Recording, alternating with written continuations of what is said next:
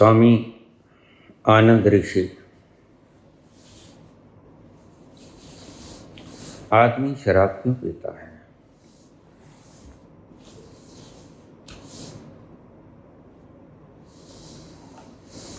सुंदर प्रश्न है। आज प्रश्न बहुत से हैं, कतारें हैं प्रश्नों के, लेकिन धैर्य रखिएगा।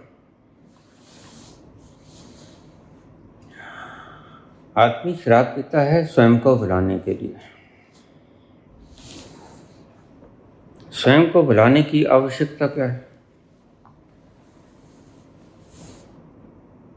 क्योंकि आदमी ने स्वयं का होना दूषित कर लिया है और यह दूषितता उसे दुख देती है। एक एक शब्द को ध्यान से समझना। शायद आज मैं कम शब्दों का उच्चारण करूं।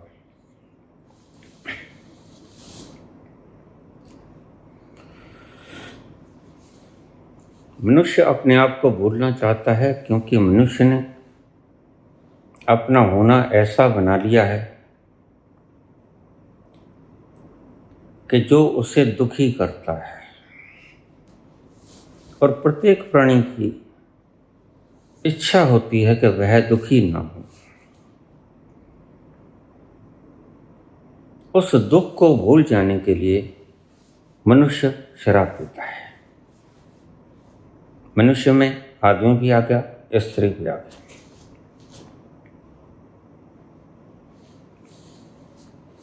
शराब पीने से 2 घड़ी के लिए गम जाने किधर जाता है, भूल जाता है वह। मनुष्य ने अपना ये होना बिगाड़ कैसे दिया? प्रकृति से दूरी बना के। अगर वो प्रकृति के तालमेल के साथ रहता तो दुखी ना होता। नानक प्रकृति के साथ रहते हैं, कबीर प्रकृति के साथ रहते हैं। तेरा पाना मीठा लगा है, दुखी नहीं होता। तुम दुखी हो उसका कारण मात्र तुम हो। तुमने ही अपने होने को दूषित किया है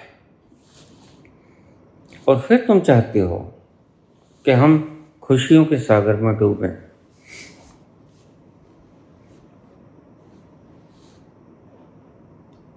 ये दुख तुम्हारे ही पैदा किए हैं। हमने ही अपने खून से बख्शा गुलों को रंग। हम ही शरीक जश्न बहारा ना हो सके।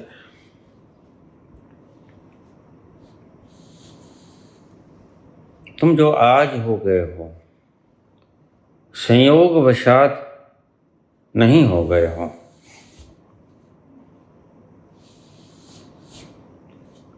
उसके पीछे कुछ कारण है।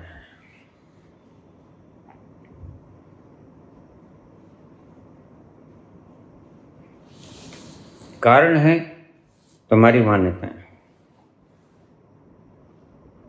ओढ़े हुए लबादे, और रोज तुम एक नया लबादा पहन लेते हो। लबादे के ऊपर लबादा, लबादे के ऊपर लबादा।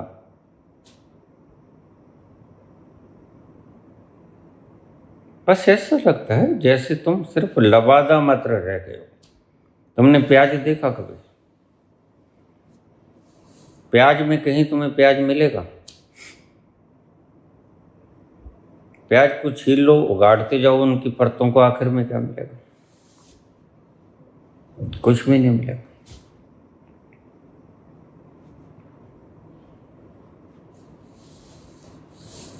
अपने होने को दूषित तुमने स्वयं किया है। तुम हो जिम्मेदार। यद्यपि तुम उसकी जिम्मेदारी किसी अन्य व्यक्ति पे थोप के सुखी होने की चेष्टा करते हो, लेकिन सुखी नहीं हो पाते।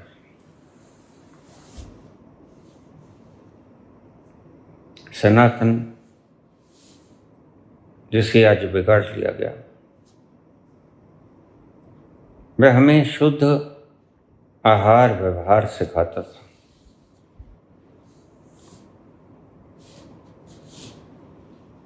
हमें प्रकृति के समीप आना सिखाता था। और अगर तुम प्रकृति के समीप चले गए तो समझ लो प्रकृति परमात्मा ही है। क्यों? क्योंकि प्रकृति के कण कण में परमात्मा है। जगत्याम जगत ईशावास्यमिदं सर्वम यत् किंच जगत्याम जगत। इस सृष्टि के जगत जगत में परमात्मा है, कण कण में परमात्मा है। प्रकृति ही परमात्मा है, ये कहने का कारण कुछ और था, लेकिन इसका प्रसार किसी और ढंग से कर लिया गया। प्रकृति ही परमात्मा है क्योंकि प्रकृति के कण कण में परमात्मा है। कोई भी स्थल ऐसा नहीं जो परमात्मा से विहीन हो, खाली।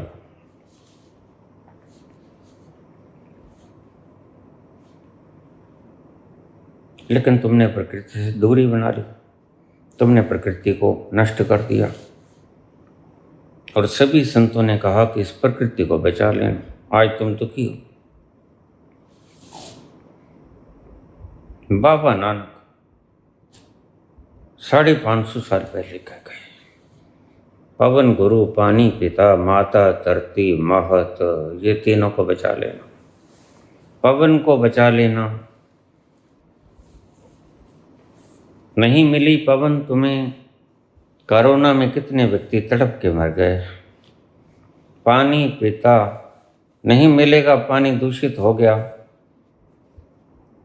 कब तक जी पाओगे दूषित पानी के सहारे। माता धरती महत, धरती है तो वो भी हमने बिगाड़ ली। आज शुद्ध के नाम पर कुछ भी तो नहीं रहा। जहर भी तो शुद्ध नहीं मिलता।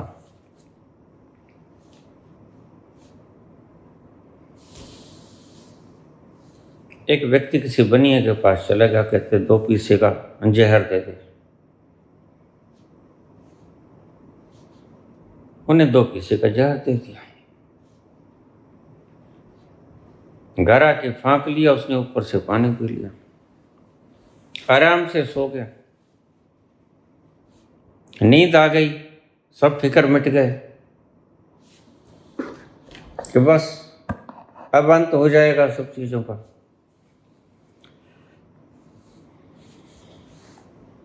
न रहेगा बांस, न बजेगी बांसुरी, यही तो तुम करते हो। न रहेगा शरीर, न होगा ये दुख। आत्महत्या के सिवा तुम्हारे पास और कुछ बचता नहीं आखिर में।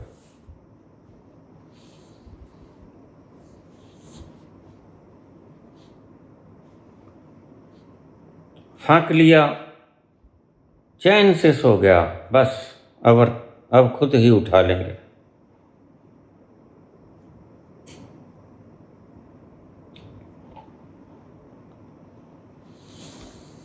खुद ही आग लगा देंगे, खुद ही दफना देंगे। बड़े मजे से सोया आज पहली बार, यद्यपि नींद नहीं आती थी, और आज जहर खा के मजे से सोया। तंग आ गया था, परेशान आ गया था। लेकिन सुबह जब आँख खोली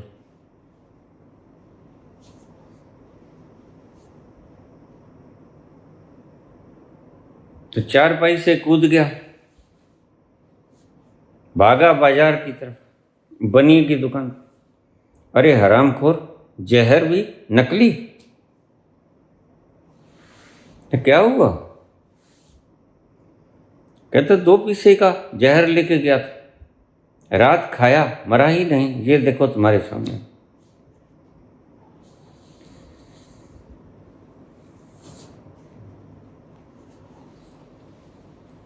बनिया समझदार था।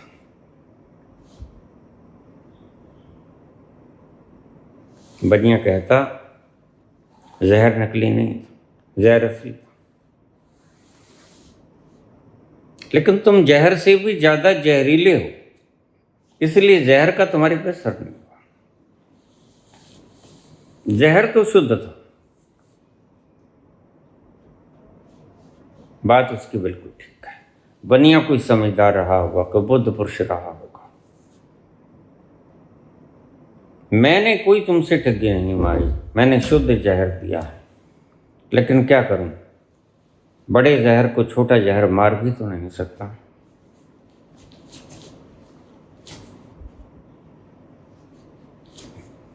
और राजनीतिक लोग बड़े जहर होते हैं, इनके पास सत्ता होती है, जनता छोटी जहर है, कितना ही जहर बोलते जाओ, ये बड़े जहरों के ऊपर कोई असर होने को नहीं है। तुम्हारे जहरों से ये मरेंगे नहीं।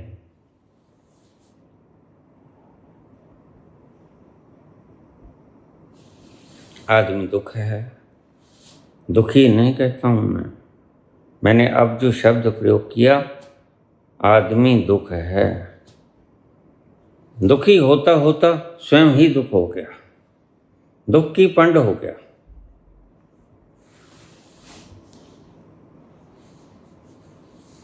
तीदो नी मैनू आखो रांझा,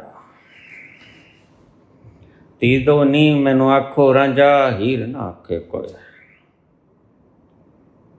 रांझन रांझन कर दी, नी मैं आपे रांझन होई। आज तो मैं दुखी दुखी होते होते दुखी हो गया।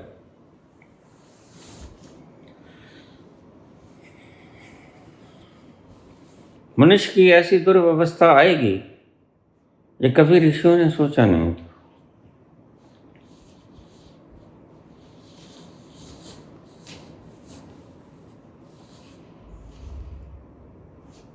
तुम्हें दुखी किसने किया?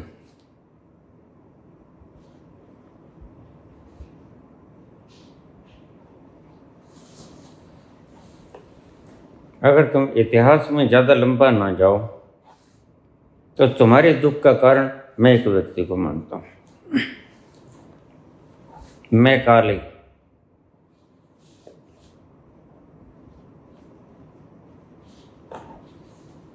वह अंग्रेज शासन का अधिकारी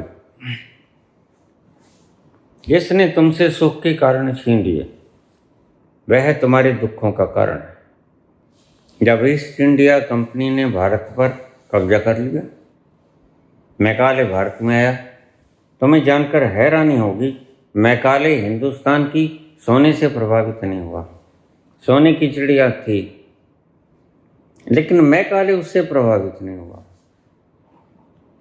समझदार व्यक्ति द्रव्य से प्रभावित होता भी नहीं।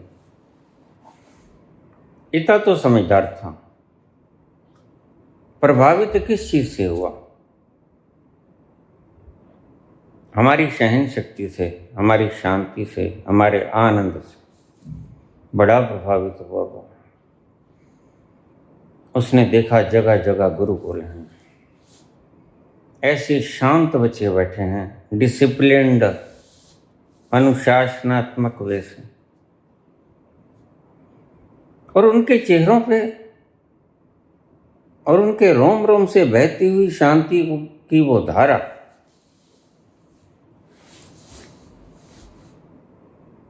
मैकाले ने सिर पकड़ लिया।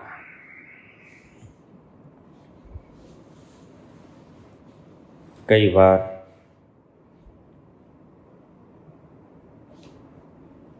जब व्यक्ति शस्त्रों से नहीं मरता,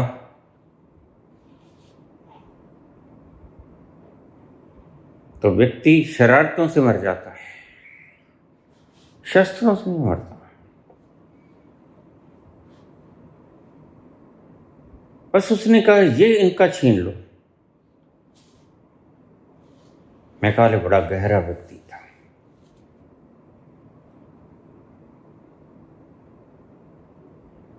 और वही करेगा ईर्ष्या जिसके पास नहीं होगा। मैकाले से बड़ा अशांत व्यक्ति शायद ब्रिटिश साम्राज्य में और कोई भी नहीं था। इरविन बड़ा शांत था,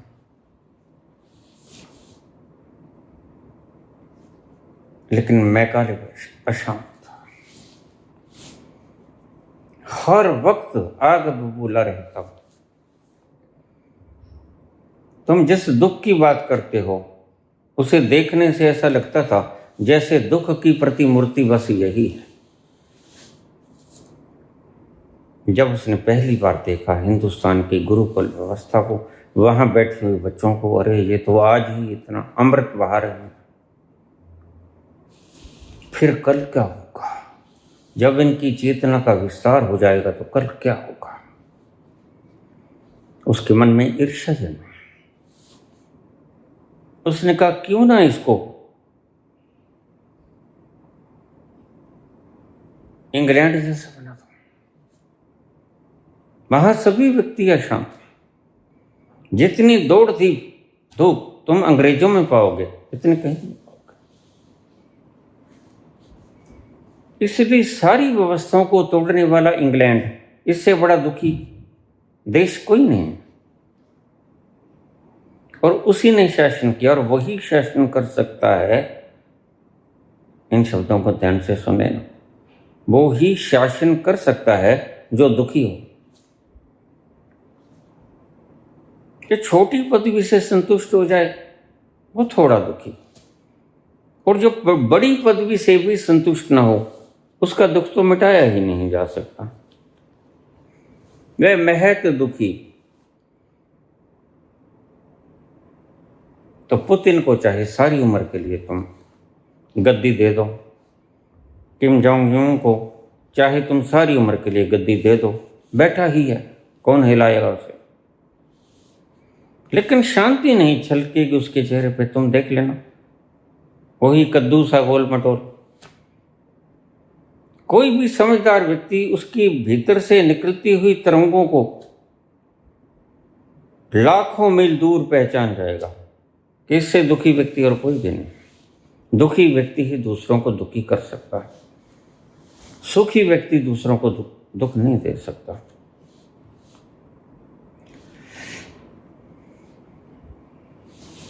भला बुद्ध कैसे किसी का वध कर सकते हैं? महात्मा गांधी कैसे किसी का वध कर सकते हैं? जो खुद सुखी हो गया भीतर से, वह दूसरों को सुखी करना चाहेगा। तो ईर्ष्यावश में काले ने सोचा इनसे ये छीन लो, ये है जड़, क्योंकि इनके पास कमी आ जाए तो कोई बात नहीं, ये गुलाम है तो कोई बात नहीं, इनके पास अभाव है तो कोई बात नहीं, इन्हें हम बड़ी गद्दियां नहीं देते तो भी कोई बात नहीं, सब चलता है। मुझे ओशो एक बात सुना रही थी।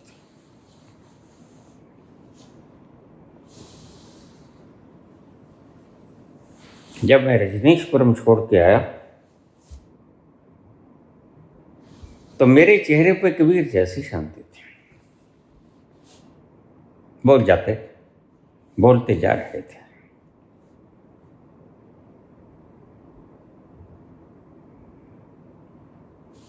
क्यों? भलो भयो हरि बिसरो, सर से टली पला। 64,000 एकड़ जमीन और सारा बनाया हुआ कमीन छीन लिया गया। और मुझे याद आई कबीर के भलो भयो हरि बिसरो, सर से टली पला।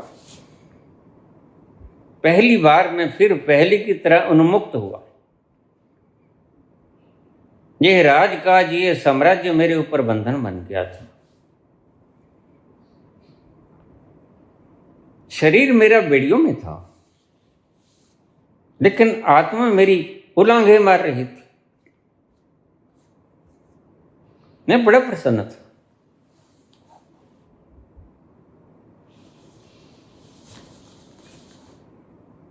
और मेरे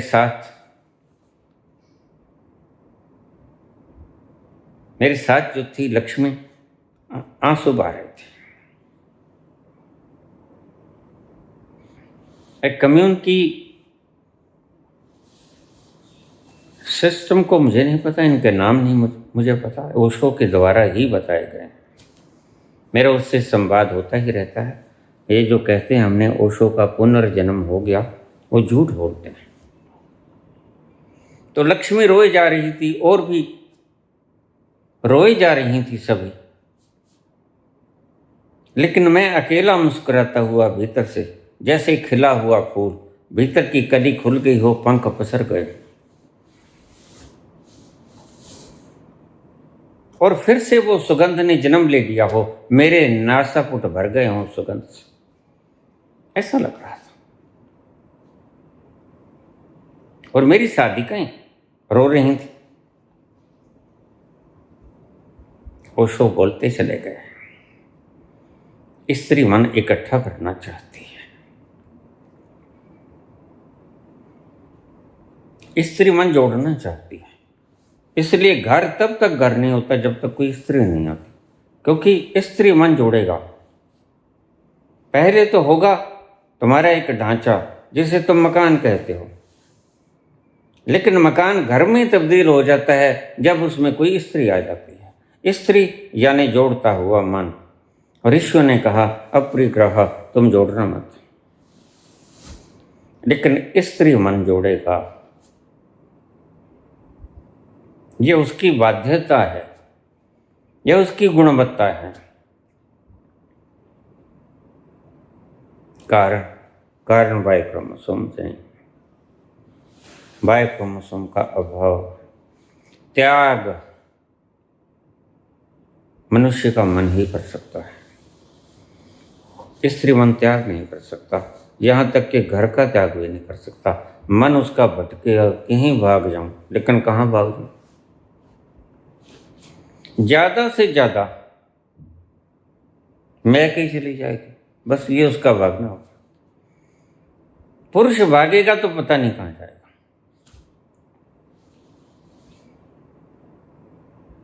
क्योंकि पुरुष मन संग्रहित नहीं करना चाहता, सुरक्षित नहीं रहना चाहता। बड़ी बात, ये काम की बातें मैंने कहा। आज शायद मैं अल्फाज को बार बार न दोहराऊं, आज कुछ विशेष बात है।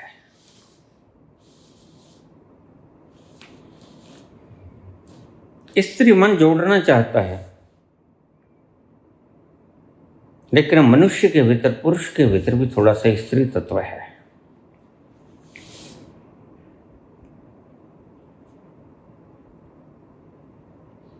अगर पतंजलि ने कहा अपरिग्रह, महावीर ने कहा अपरिग्रह, बुद्ध ने कहा अपरिग्रह, और कहा ही नहीं।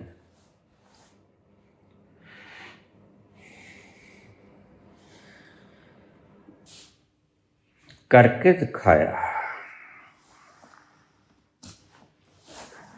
छोड़ दिया भरा पूरा साम्राज्य। कपिल वस्तु करा, एकमात्र राज्य थे। कोई इनका प्रतिद्वंदी नहीं था, कोई उनका छोटा बड़ा भाई नहीं था, अकेले थे।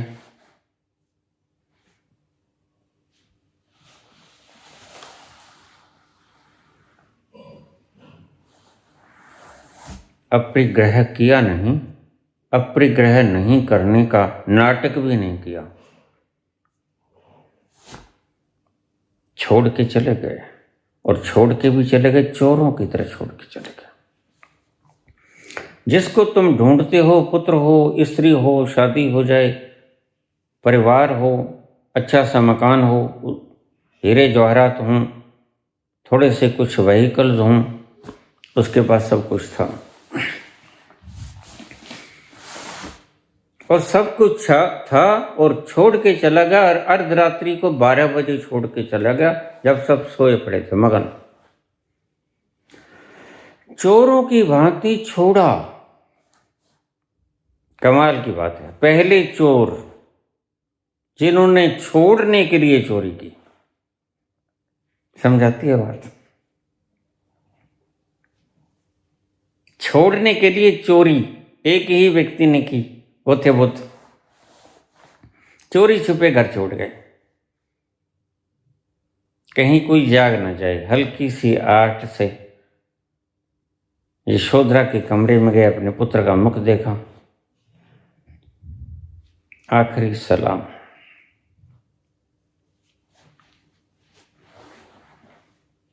और दबे पांव निकल गए।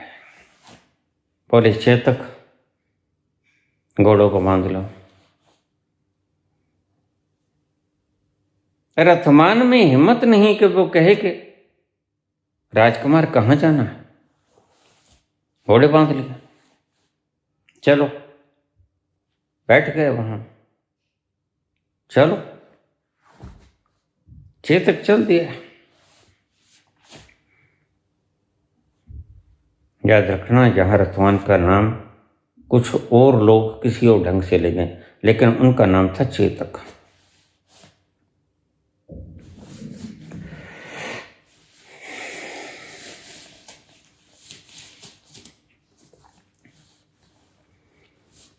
चलते ही चले जा रहे, चलते ही चले जा रहे हैं, कपिल वस्तु की सीमा लांघ गए। और बुद्ध ने कहा, चेतक रुक जाओ।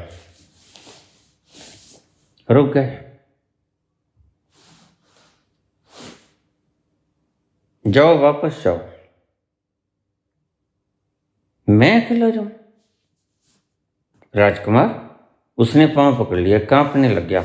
राजा मुझे मृत्युदंड दे देगा? नहीं देगा।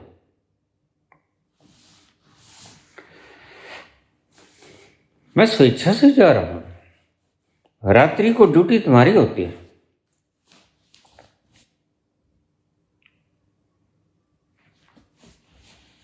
मनुष्य का मन ही ऐसा छोड़ सकता है। स्त्री मन तो बता के जाएगा।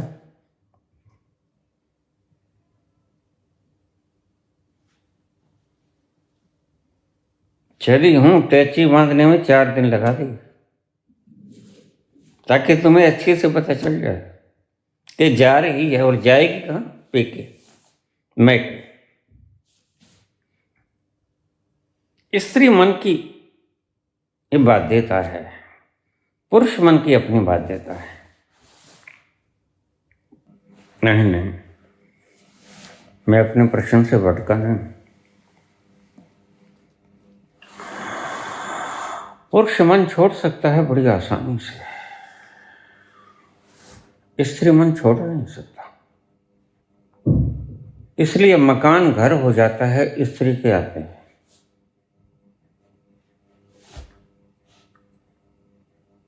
क्योंकि वह ठहर जाएगी। उसमें गुणसूत्र पूरे हैं, कोई झगड़ा नहीं। पुरुष के गुणसूत्रों में द्वंद है। एक पेयर जो 23वां पेयर है, वो 1 X और 1 Y, यह द्वंद करता ही रहेगा, पुरुष भागता रहेगा। इसलिए पुरुष का काम था घर से बाहर रहना, स्त्री का काम था घर में रहना। इसलिए स्त्री को घर वाली कहा गया। जो घर की मालिकन है, जो वाली है, उसकी वाली शब्द उर्दू का है। जो घर की मालिकिन है वो घर वाली।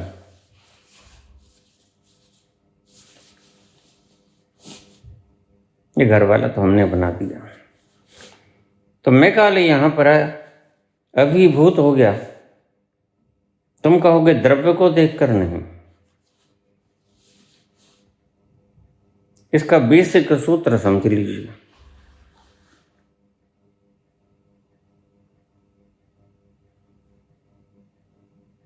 जहां सन्मति है, जहां शांति है, वहां समृद्धि संग संग चली आती।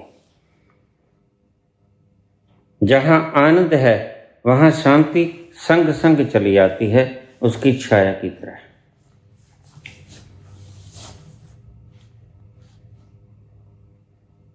जहां सुमति तह संपत्ति नाना, जहां कुमति तह विपत निदाना।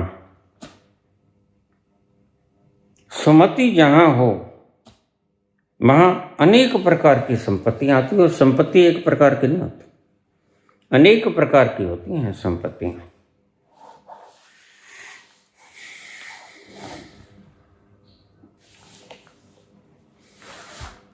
वह व्यक्ति हिला, क्योंकि संपत्ति तो उसके पास भी थी।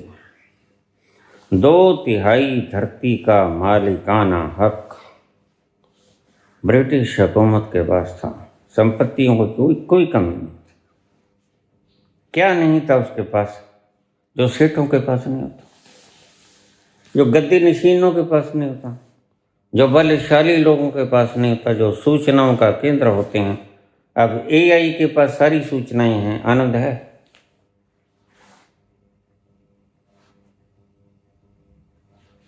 सर लोगों के पास सब कुछ है, कुछ पूछ लो, आनंद है? आचार्यों के पास सब कुछ है, आनंद है? इसलिए इनकी आवाज में तुम कशिश नहीं पाओगे, तर्क पाओगे। आनंद कशिश है। देखने में लोहा और चुंबक समान लगते हैं, लेकिन पता तब चलता है जब उनकी गुणवत्ता परखी जाती है। लोहा खींचता नहीं, चुंबक खींच लेता है। यह खींचने की शक्ति ही आध्यात्मिक शक्ति है। यह लावण्य कुछ ऐसा बखान न करे जाए ऐसा।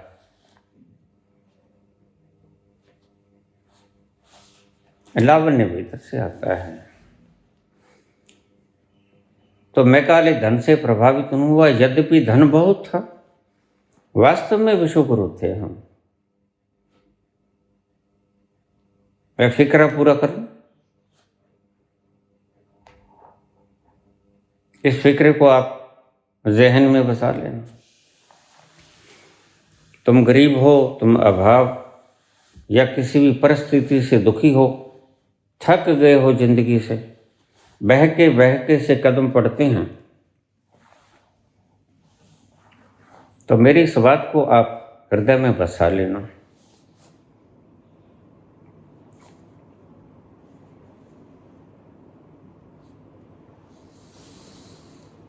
जहां सुमति है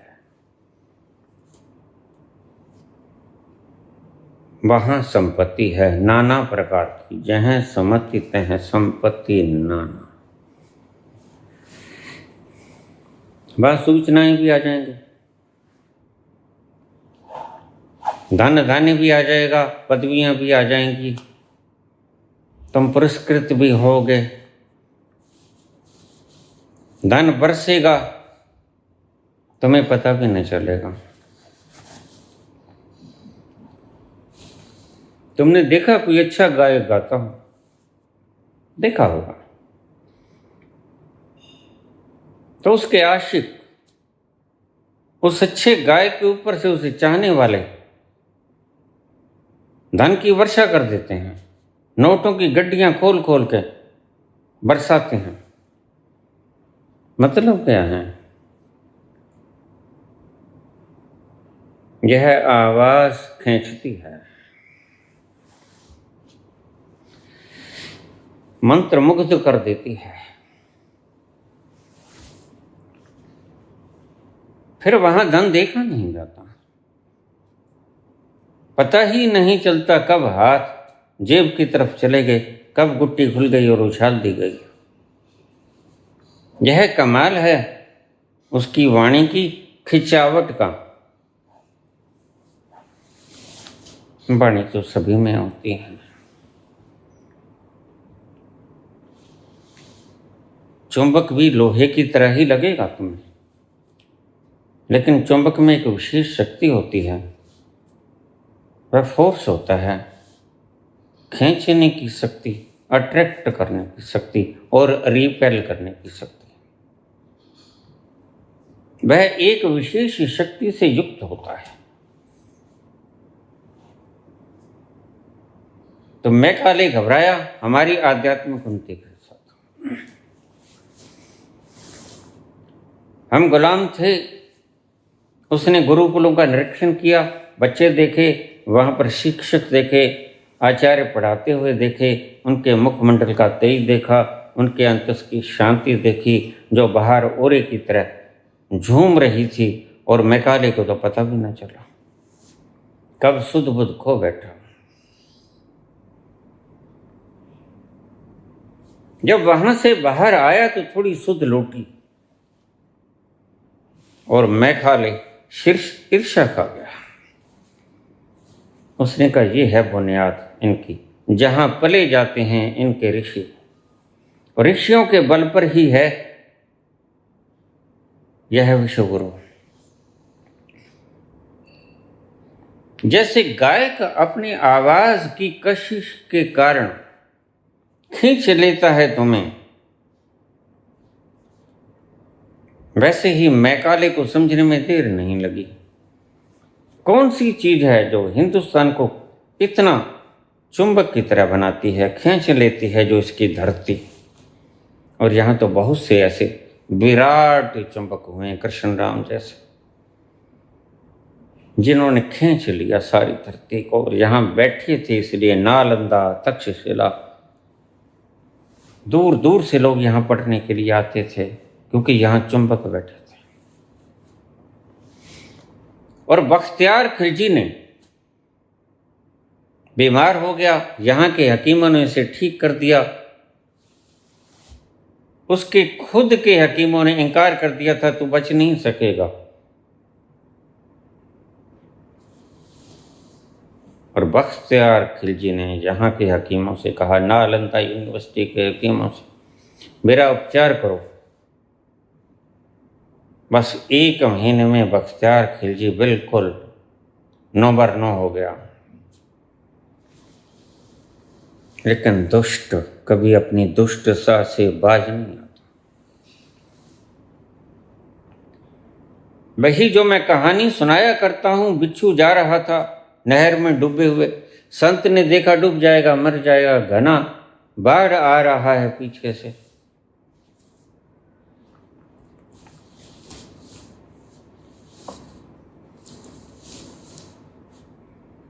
उसने उसे निकालने की चेष्टा की, आसपास कोई तिनका भी नहीं था।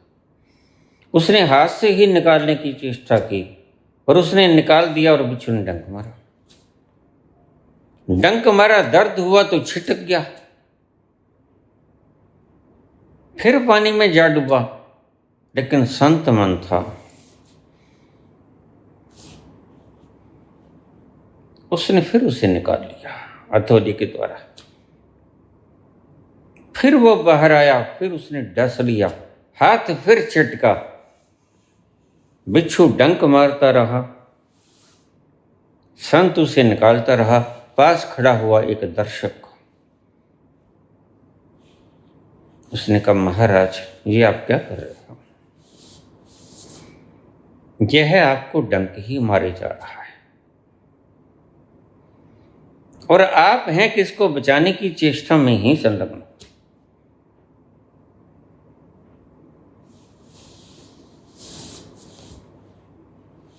बिच्छू का स्वभाव है डसना, क्या तुम ये नहीं जानते? संत ने कहा, जब ये अपना स्वभाव नहीं छोड़ सकता बनते, तो मैं अपना स्वभाव कैसे छोड़ दूं? मैं तो प्राणी हूं, सर्वश्रेष्ठ प्राणी हूं इस संसार का। यह तो निकृष्टतम प्रणाली है, मैं अपना स्वभाव कैसे छोड़ दूं जब बिच्छू ही नहीं छोड़ रहा।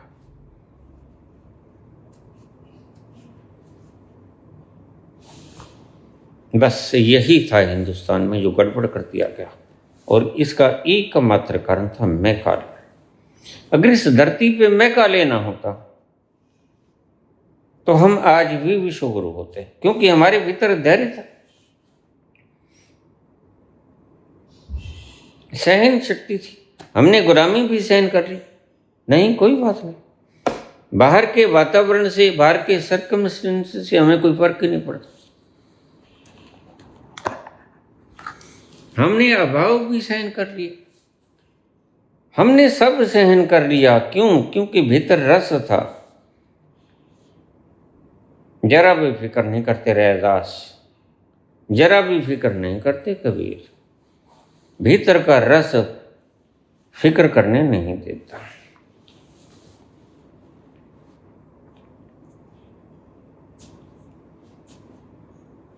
लेकिन मैकाले के भीतर तो आग लग गई। बह गया, उसने अपने सभी शीर्षस्थ व्यक्ति बुलाए। नष्ट करना है और कारण मैंने ढूंढ लिया, इनकी गुरुकुल व्यवस्था नष्ट कर दूं।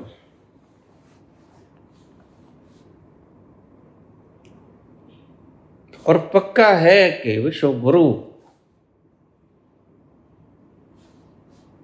घुटनों पे आ जाएगा, घुटनों पे नहीं, पांव पे आ जाएगा। और आज हम पांव पे आ गए।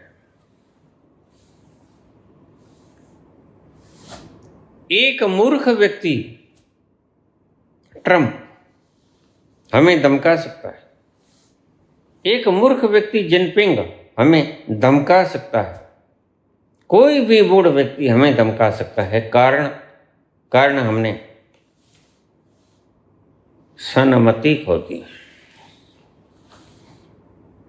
संपत्ति खो देते कोई हर्ज नहीं था, अगर सन्मति रह जाए तो मूलभूत कारण रह गया। ये घरों में आज सब जगह जहां अभाव है, मेरी बात को ध्यान से सुन लो, सन्मति को पैदा कर लो, यूनिटी को पैदा कर लो, प्रेम को पैदा कर लो, आपसी भाईचारे को पैदा कर लो, इकट्ठे हो जाओ, भेद को भुलाकर, भेदभावों को भुलाकर इकट्ठे हो जाओ। ये सब इसकी देन थी, बांटने वालों की देन थी, जिन्होंने हमें बांटा। कोई शूद्र कहलाया, कोई ब्राह्मण कहलाया, लेकिन थे तो सभी इंसान। राज करने का एक ढंग होता है और राजनीतिज्ञों ने राज ही करना होता है। घास खोदने वालों ने घास ही खोदना होता है।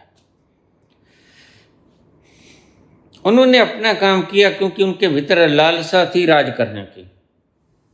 उन्होंने तुम्हें बांटा, डिवाइड एंड रूल, लेकिन तुम बटे। मुश्किल यही हुई, बटे तुम क्यों? क्योंकि उन्होंने लोभ दिखला दिया।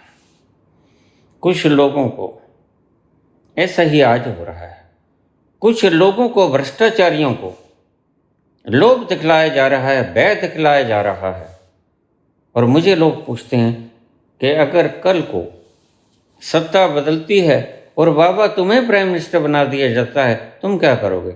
मैंने कहा मेरे तो हाथ पांव नहीं चलते, मैं प्राइम मिनिस्टर बनूंगा क्यों? मेरा दिमाग खराब है, मैं बोझा क्यों ढूंढूंगा? मूर्ख व्यक्ति ही, गधे जैसा व्यक्ति मूर्ख, वो ही बोझा ढोता है और वो ही बोझे ढोने के लिए बना है प्रकृति की तरफ से। इन्हें ढोने दो, मैं जाग गया हूं भाई, मैं बोझा नहीं ढूंढूंगा। लेकिन फिर भी तो मैं बता दूं, अगर मार्गदर्शन चाहते हो तो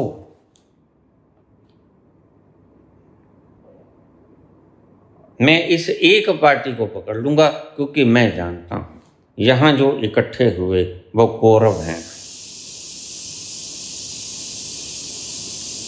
कोई भय के कारण हुआ, कोई लोभ के कारण हुआ, किसी गुंडागर्दी पकड़ी जाती, किसकी भ्रष्टाचारिता पकड़ी जाती, किसी ने रेप किया, किसी को दंड मिलना चाहिए था, वह चरणों में जाके सुरक्षित होकर बैठ गया, लेकिन उसे पता नहीं सुरक्षित कोई यहां है नहीं। बस यह एक पार्टी भ्रष्टाचारियों की पार्टी हो गई। अब दम तुम में है, तुम लड़ा लो। तुम्ही ने बनाया, तुम्ही ने दर्द दिया और तुम दवा देना, तुम भी दवा दोगे। तुम्हारे अंगूठे में दम है, तुम्हारा अंगूठा कुछ भी कर सकता है।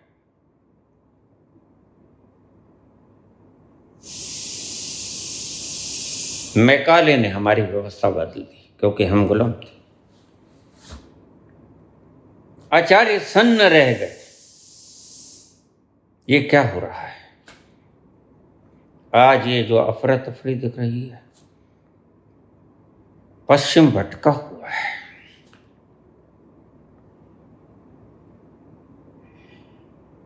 पश्चिम दीवारों से टक्करें मार रहा है, वह भटक चुका है, उसे कोई रास्ता नजर नहीं आता।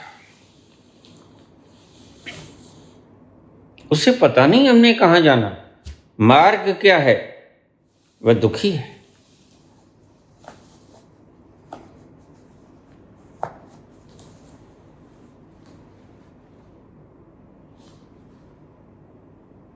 थी न कोई मंजिल, दिया है न कोई महफिल, चला मुझे लेके है दिल, अकेले कहाँ साथी न कोई मन, दिया है न कोई महफिल, चला मुझे लेके है दिल, अकेले कहाँ साथी न कोई मन। उसे कोई पता नहीं, ना उसका कोई संग देता है, ना उसको कोई मंजिल का पता है। वह दीवारों से टक्करे मार रहा है। आज सारा वेस्टर्न पागल हो गया है। ये निशानियां जो तुम देख रहे हो, ये समझदारों की निशानियां हैं। रोज बम फोड़े जा रहे हैं। इनके बाप ने कुछ नहीं बनाया। एक जर्रा न बनाने की क्षमता रखने वाला व्यक्ति आज धरती को नष्ट भ्रष्ट करने पर तुला है और सारा संसार मूक होते हुए देख रहा है। नंबर सभी का आएगा,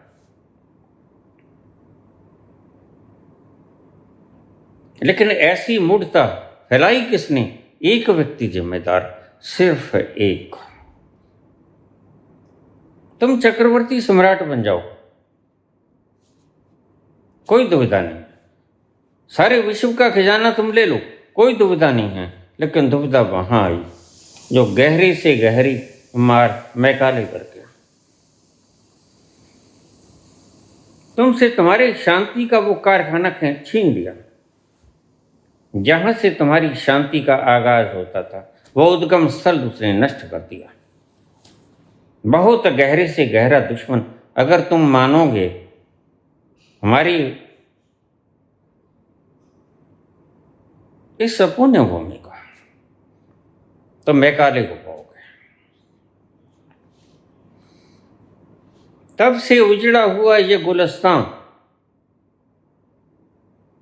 कभी आबाद नहीं हुआ, रोज विकृति ही होता चला गया। उसने छीन लिए हमारे गुरुकुल।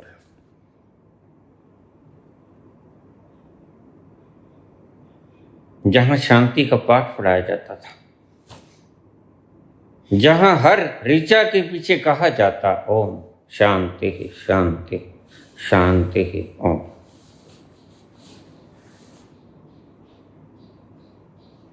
जो हमें शांत होना सिखाती, जो हम शांति के भीतर चले जाते हैं, आसीन हो जाते हैं। आखिर में जहां से ओम की ध्वनि आ रही है, वहीं पे शांति विद्यमान है, आनंद के बिल्कुल साथ, छाया की तरह।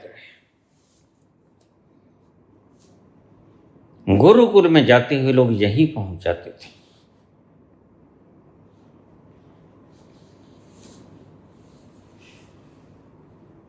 सबसे पहले शांति सिखाई जाती है, वह बुनियाद है। अगर तुम्हें सहन शक्ति ही नहीं होगी, तो बाकी सभी कुछ होना बेकार। सहन शक्ति सबसे बड़ा हथियार, रक्षा कवच भी है। इम्यूनिटी नहीं है अगर तुम्हारे भीतर, तो कोई भी रोग आके तुम्हें मार देगा। हल्के से हल्का रोग, और वही छीन लिया मैकाले ने। आज ये जो पश्चिम सभ्यता की मूर्खताओं की देन है, वह हिंदुस्तान बड़े गौर से और शान से अपना रहा है। कभी तुमने सोचा अच्छी भली पैंट होती है,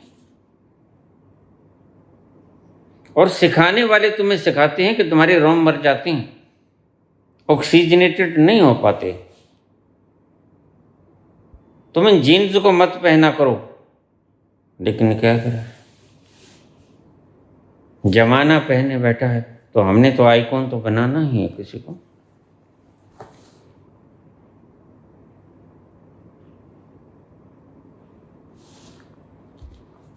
और तुम क्या करते हो?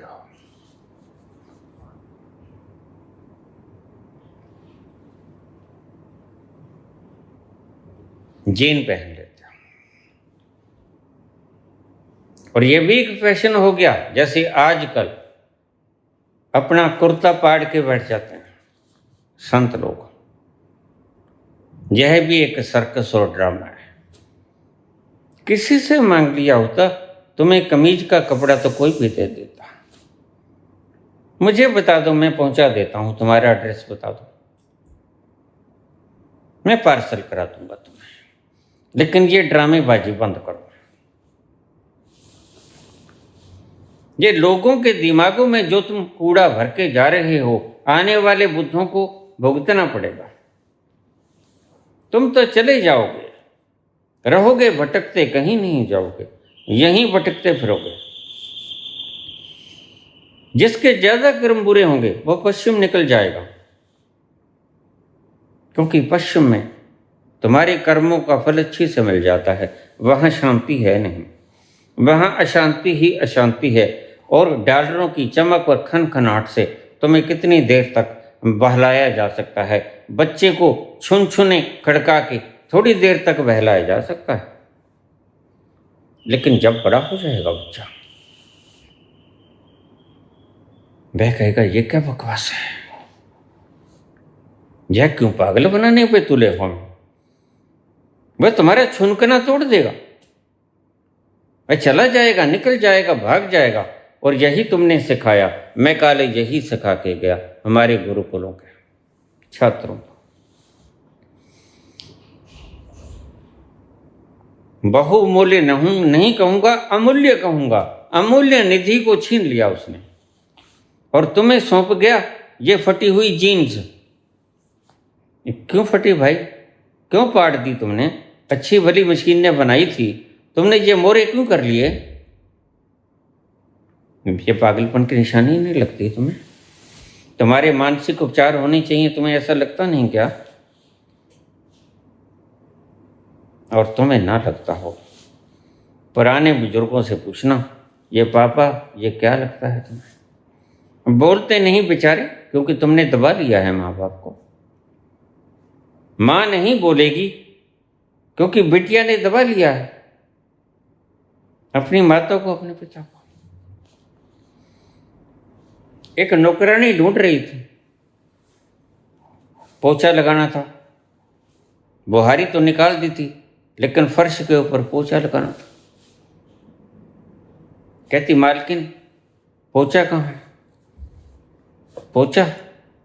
अरे शीतो, हाँ अम्मा। अरे बेटा पोछा कहाँ है? और मम्मा वो तो मैंने प्रेस करके डाल लिया है।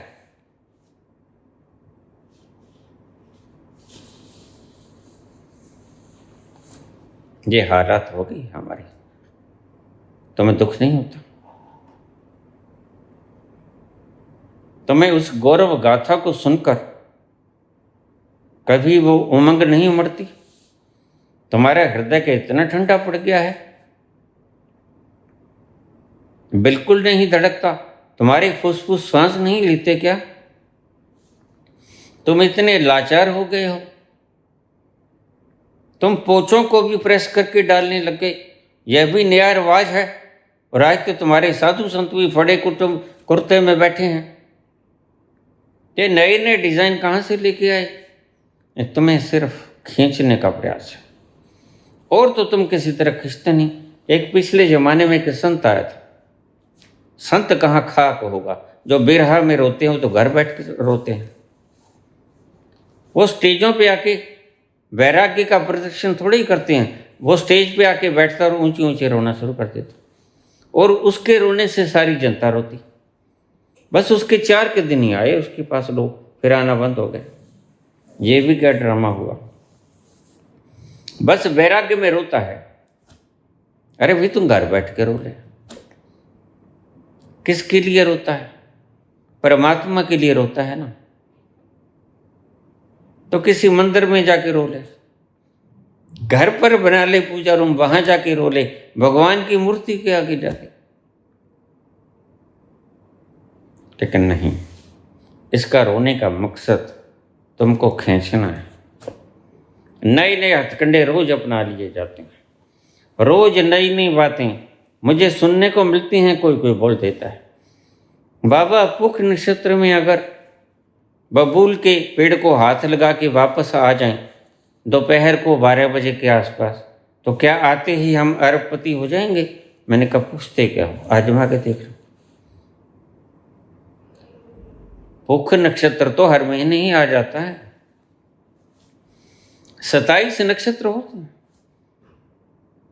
ये आया रो पुख नक्षत्र, और बबूल का पेड़ तुम्हारे पास है, वहां चले जाना और देख लेना। मुझे पूछते हो हाथ कंगन को आरसी क्या? अगर अरबपति हो गए तो ठीक है, नहीं तो फिर छित्र उठा लेना। क्यों पागल बना रहा है? तुम्हारा तो खराब है भेजा, हमारा क्यों खराब करने पे तुला है?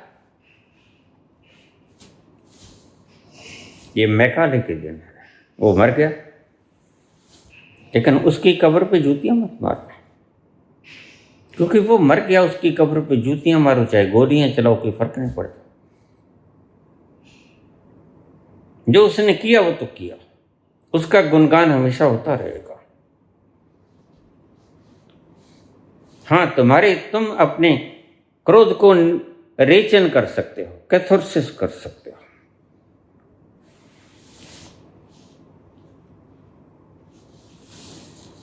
तुम दुखी क्यों हो?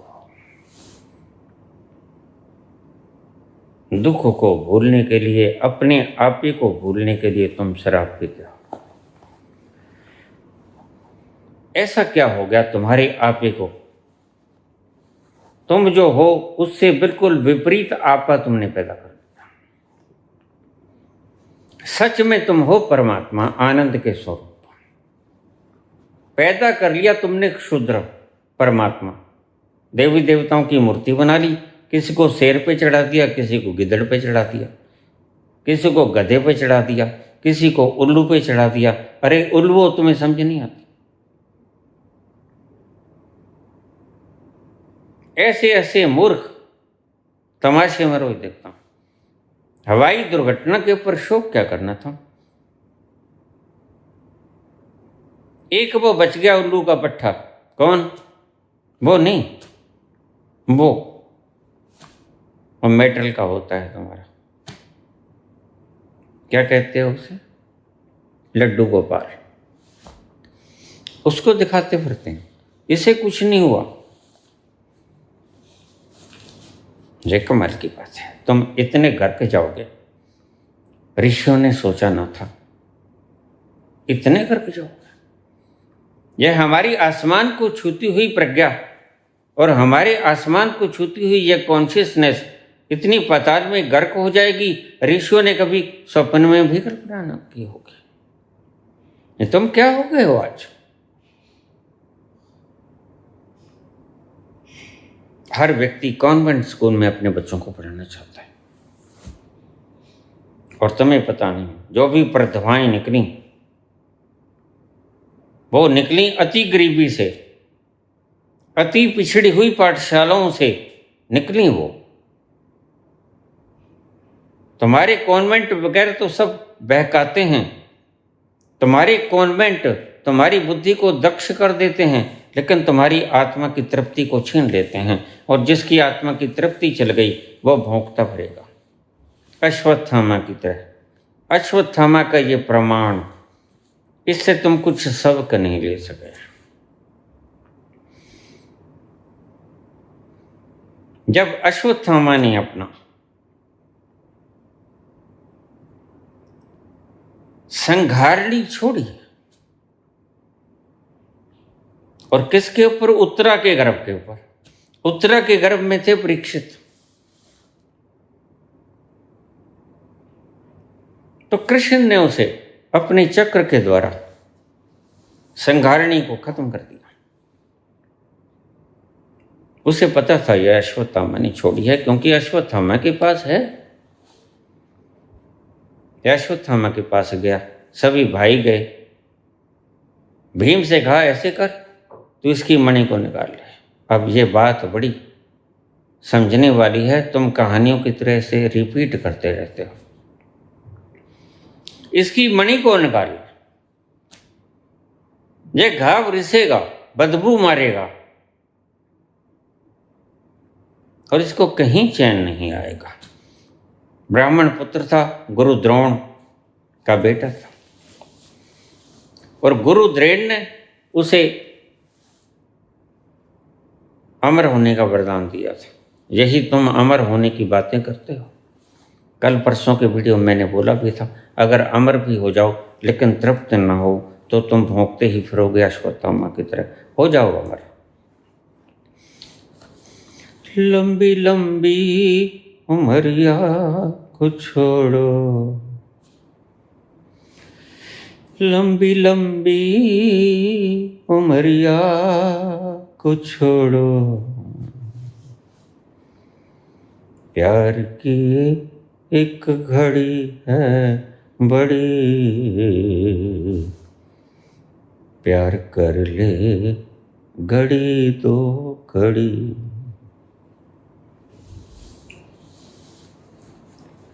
संत क्यों कहते हैं जीवेषणा मर गई, जीवन की इच्छा नहीं रही, और तुम कहते हो अमर होना चाहते हैं। ये प्रमाण है कि तुम तृप्त नहीं हुए, और कोई बात नहीं, यही प्रमाण है। तुम्हारी अतृप्ति का परिणाम है धन संग्रह करना, गद्दियों की तलाश करना और अमरता का पैदा करना। तुम भटक रहे हो अश्वत्थामा की तरह। तुम्हारी आत्मा को कहीं चैन नहीं, क्योंकि वह द्रव्य निकाल लिया गया जो तुम्हें चैन देता था। कृष्ण ने कहा इसकी मणि को निकाल लो, और तुम इन शब्दों में ही उलझ के रह गए, इन चित्रों में ही उलझ के रह गए। उसका वो तत्व निकाल लिया जिसे हम तृप्ति कहते हैं। विवेक खो गया, तृप्ति खो गई, और आज तक कहते हैं वो भटकता रहेगा कलयुग के अंत तक।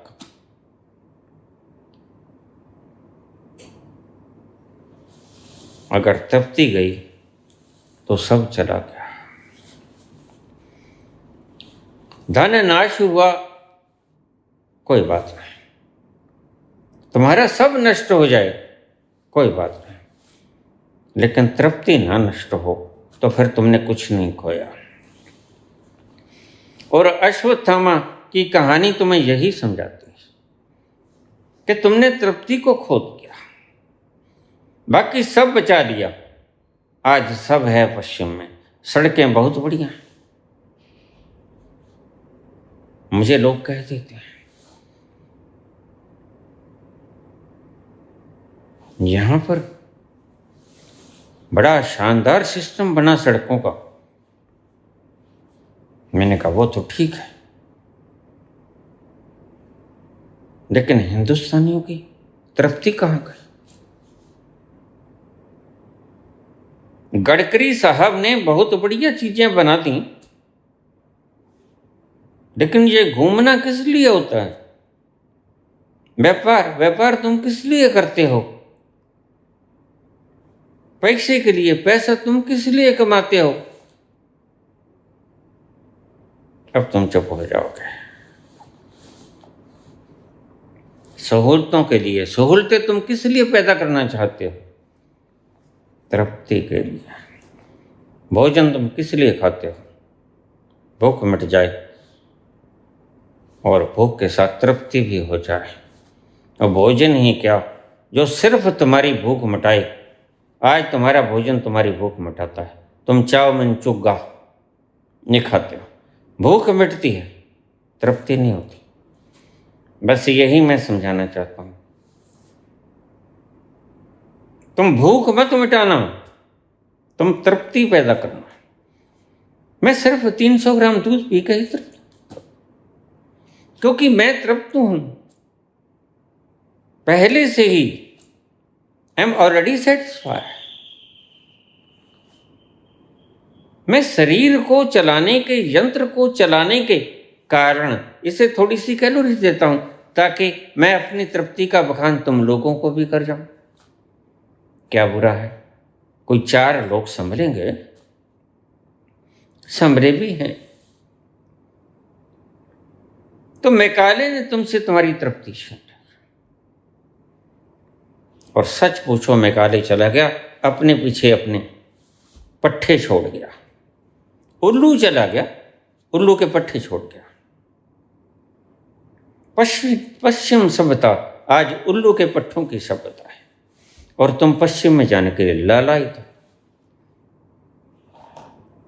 हिंदुस्तान की जमी का राजकण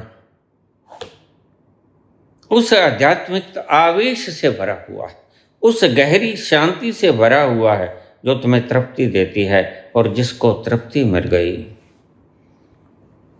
उसको कुछ और नहीं चाहिए।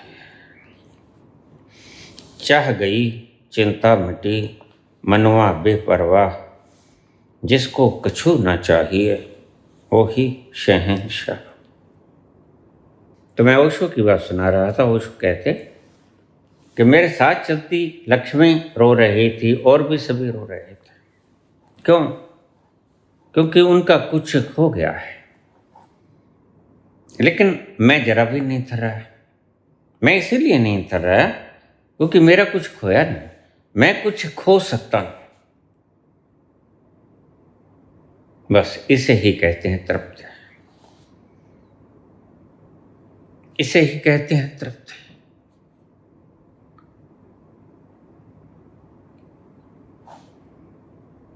पूर्णमतः पूर्णमिदं पूर्णात् पूर्णमुदच्यते पूर्णस्य पूर्णमादाय पूर्णमेवावशिष्यते।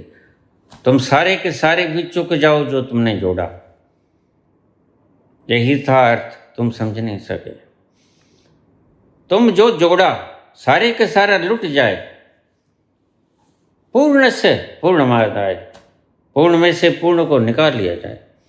पूर्णमेवावशिष्यते, फिर भी पूर्ण ही बचता है। तुम तृप्त हो गए। अगर तुमने एक बार तृप्ति को पा लिया तो बाहरी चीजों को चाहे खंडहर बन जाए, लेकिन तुम्हारी तृप्ति को कौन छीन सकता है? वो सदा से है। तुम तृप्ति के आलम हो, तुम शहंशाही आलम हो। तुम तुम्हारे गद्दी नशीं सदा ही रहोगे। तुम तुम्हारे स्थिति प्रज्ञ सदा ही रहोगे। तुमसे तुम्हारी स्थिति को कौन छीन सकता है? तुमसे तुम्हारा स्वभाव कौन छीन सकता है? स्वभाव कोई छीनने जैसी वस्तु थोड़ी ही है। ये कोई वस्तु थोड़ी ही है जो छीन ली जाए। यह तो तुम्हारा होना है, यह छीन ना सकेगा।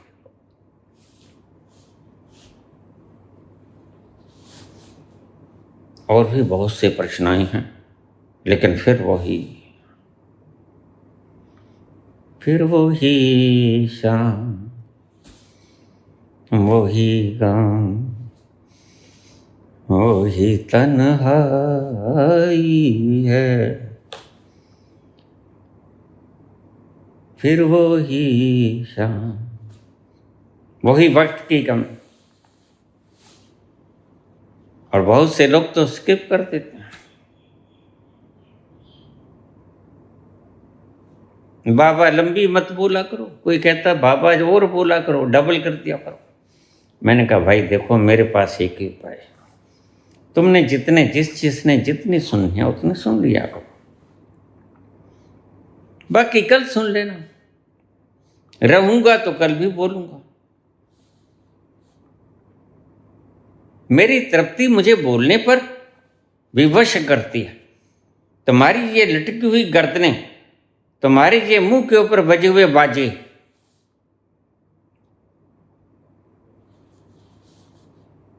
मेरे चैन को छीन लेते हैं एक बार के। मेरे हृदय को कंपा देते हैं। अरे मैं भी तो कभी ऐसा था। तुम्हारा दायित्व बनता है तुम निभा के जाओ, जब तक आखिरी प्राण है, जब तक आखिरी श्वास है।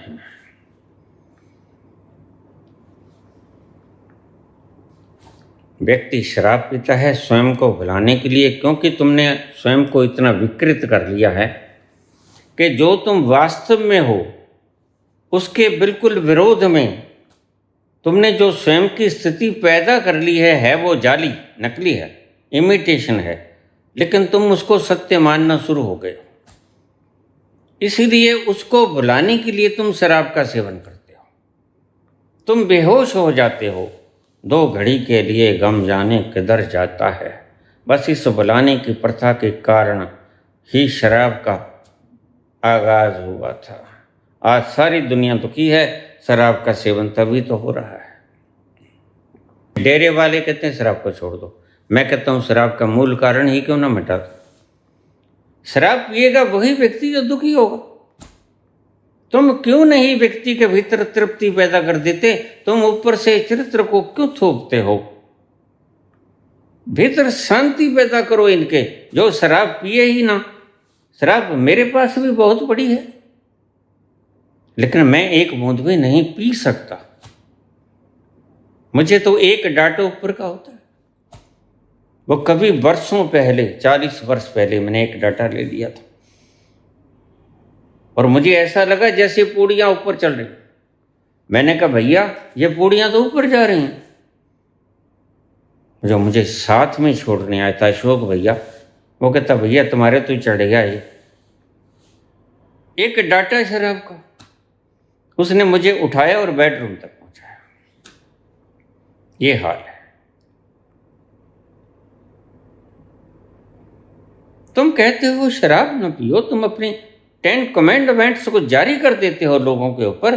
क्यों नहीं तुम उस तल पर लेकर जाते हो जहां शराब की जरूरत नहीं पड़ती, जहां शुद्ध शराब के अमृत के झरने बहते हैं। तुम्हारी ये पाबंदियां मुमुक्षुओं को वहां जाने से बाधा बनती हैं जहां जाकर उनका जीरा लहरा जाता है, झूम उठता है। हरे कृष्णा हरे कृष्णा कृष्णा कृष्णा हरे हरे हरे कृष्णा हरे कृष्णा कृष्णा कृष्णा हरे हरे हरे राम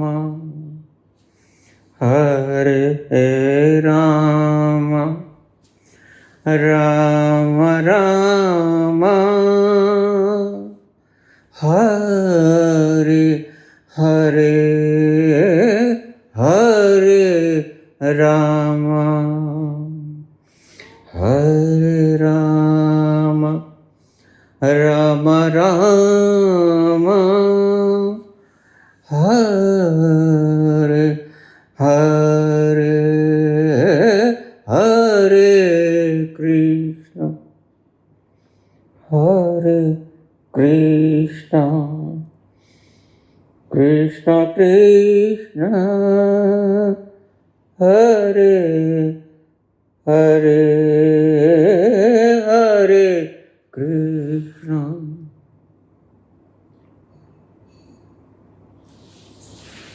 धन्यवाद।